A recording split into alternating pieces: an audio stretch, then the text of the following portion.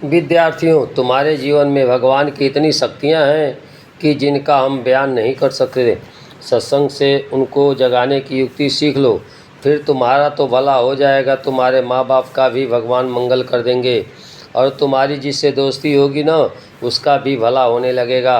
तुम्हारे अंदर ऐसी शक्ति है, उस शक्ति को जगाने का अपना लक्ष्य बना लो। तो क्या करोगे?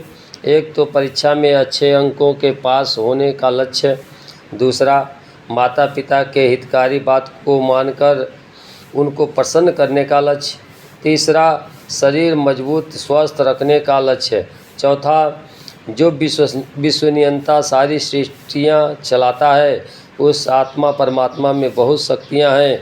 तो यह लक्ष्य बनाना है कि ब्रह्मवेता महापुरुष के सत्संग अनुरूप जीवन बनाकर परमात्मा की शक्तियाँ जगानी है। इस लक्ष्य को पूरा करने के लिए 6 चीज़ें चाहिए। ये 6 चीज़ें जिसके पास होती हैं वह तो भी लक्ष्य बनाएगा, जैसा भी लक्ष्य बनाएगा सफल हो जाएगा। ईश्वर को पाने का लक्ष्य बना लो, अष्ट सिद्धि पाने का, साकार भगवान को प्रकट करने का, निराकार ईश्वर का साक्षात्कार करने का, प्रधानमंत्री मुख्यमंत्री बनने का, दूसरे को प्रधानमंत्री बनाने का। कोई भी लक्ष्य बना लो, पूरा हो जाएगा। 6 बातें कौन सी हैं? उद्यम साहसम धैर्यम बुद्धि शक्ति पराक्रम षडेते यत्र वर्तन्ते तत्र देव सहायकृत। आलसी को देवता दूर से त्याग देते हैं। हे भगवान दया कर दें कहता है, और आलसी हो के पड़ा है तो देवता सुनते ही नहीं। उद्यमी रहें, उद्यम तो करें, साथ में डरपोक नहीं, साहसी बने। साहस तो करें लेकिन जल्दबाजी नहीं। धैर्य से धैर्य तो रखें पर मूर्खता का धैर्य नहीं। बुद्धिपूर्वक धैर्य रखें।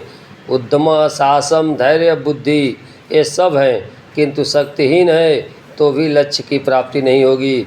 बुद्धिमान तो कल्पना करके बैठ जाएगा, सोचे हुए को अमल में लाने की शक्ति भी नहीं होनी चाहिए। फिर पराक्रम होना चाहिए।